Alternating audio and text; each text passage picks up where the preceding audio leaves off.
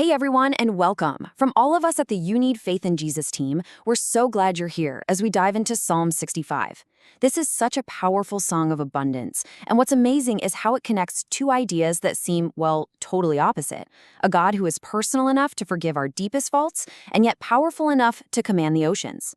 So let's break down how it does that. So here's our roadmap for this incredible psalm. We're going to walk through it in 4 parts. First, we'll lay the groundwork with praise, prayer, and forgiveness. Then, we'll see how that naturally leads to the blessing of his presence. After that, the camera's going to pull way back to see God's awe-inspiring power before zooming right back into his abundant and very tender care. All right, let's jump right in with part 1, praise, prayer, and forgiveness. These first few verses really establish the foundation of our entire relationship with God, and it all starts with his incredible willingness to hear us, to forgive us, and to draw us close. So the psalm kicks off with this really beautiful and honestly kind of counterintuitive picture. Praise isn't loud and demanding here. It's waiting. It's quietly and confidently waiting for God. This speaks to a deep, settled assurance in the heart, an expectation that God is absolutely, without a doubt, worthy of our worship. You see, this goes way beyond just singing songs, right? It's about the posture of our heart, this settled confidence, and it's tied directly to our actions, to following through on the promises we make to God. And it hooks up perfectly with what we read in the New Testament, in Hebrews 13:15, which calls us to offer a sacrifice of praise to God continually. Okay, this next part is wow. It's just incredible. David doesn't just say God hears prayer sometimes. He gives him a title, O thou that hearest prayer. You see the difference?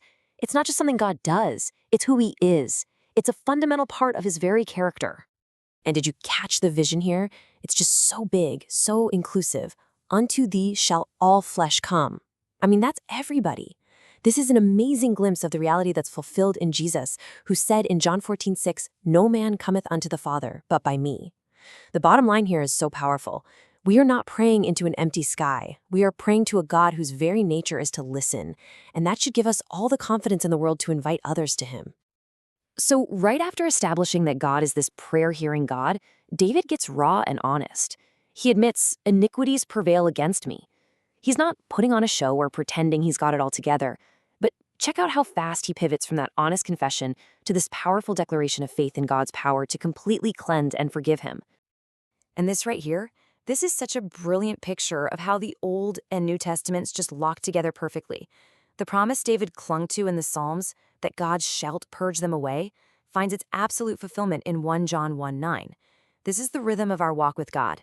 Honest confession met with total trust in the finished work of Jesus.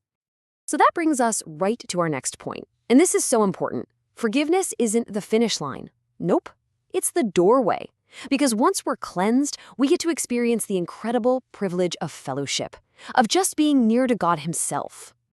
Man, this verse is it's packed. It really gets to the heart of what true blessing, what true happiness is all about. It says the most blessed person is the one God chooses and brings near to himself. And notice what satisfies us. It's not our stuff, not our achievements, it's the goodness of thy house, which is just another way of saying the very presence of God. You know, this really points to something that's wired deep inside of us. Our truest, deepest satisfaction is designed to be found in this relationship. Ephesians 2:19 tells us that as believers, we're no longer outsiders, but we're members of the household of God. It's a powerful reminder to never, ever lose our sense of wonder that we, who were once far away, have been brought near by his incredible grace. Okay, so get ready because the camera is about to pull way, way back. We've just been looking at this incredibly personal, intimate God. And now David's going to show us the sheer cosmic power of that very same God. Now, when you read terrible things, don't get the wrong idea. It's not about God doing bad stuff. The original meaning here is more like awesome, jaw-dropping, fear-inspiring acts of power. It tells us that God's answers aren't always a gentle whisper. Sometimes they are righteous displays of his divine power. And because of this, he's the source of confidence for everyone, everywhere. I mean, just soak in this imagery for a second. The same raw strength that plants mountains firmly in the ground is the very same power that can hush the chaos of a raging sea. And then David makes this brilliant connection. That same God can also quiet the tumult of the people, all the chaos of human panic and anger and conflict. What this is telling us is that God's power, his sovereignty, is bigger than any storm you could ever face. It doesn't matter if it's a storm of anxiety inside your own heart or a storm of conflict raging in the world around you. The God who put the mountains in their place can absolutely bring his peace into that situation. And his power isn't some hidden secret. It's so obvious that the psalmist says literally everyone, everywhere, can see the signs. And what are these tokens or signs? Well, it's the simple, reliable rhythm of creation itself. The sunrise and the sunset are daily, universal proofs of his faithful power. And David says they are literally rejoicing, shouting for joy. All right, for our last section, we're going to zoom the camera right back in. We've seen his mind-blowing cosmic power, and now we're going to see the incredibly tender, detailed way that same God cares for his creation. Just listen to the words here. They're so active, so personal. God doesn't just wind up the world and let it go. No, he visitest, he waterests, he enrichest. It shows he is intimately involved in every single detail, even down to making the hard ground soft with gentle rain, so that new life can spring up. This is just a beautiful, beautiful picture, isn't it? That river of God, it speaks of this endless, divine source of life. And it's a perfect mirror for how he works in us spiritually. Just like he provides for the harvest, the Holy Spirit acts like that river in our lives, softening our hard hearts and helping us to produce good fruit. And then the psalm builds to this absolutely stunning finale, this crescendo of just overflowing abundance. God doesn't just provide enough to get by. No, he crowns the year with thy goodness. And wherever he walks, his paths drop fatness, which is a poetic way of saying rich blessings just pour out from his presence. The result?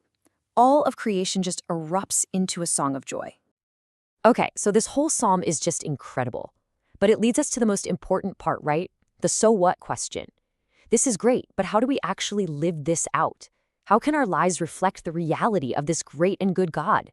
So let's make this super practical. Here are 5 things you can do, pulled straight from the verses we just looked at. First up, confess honestly, just like David did in verse 3. Number 2, trust fully in God's forgiveness through Jesus. 3, make a daily choice to dwell in his presence and find your satisfaction there, not in things. 4, start noticing his tokens all around you, from the sunrise to the sound of rain. And finally, number 5, let all his goodness cause your own heart to respond with a shout of joy. And really, that's the goal, isn't it? That's the big takeaway. To live a life that, just like all of creation we read about in the Psalms, sees the character and provision of God so clearly that it just can't help but sing. From all of us here at the You Need Faith in Jesus team, thank you so much for joining us in this look at Psalm 65.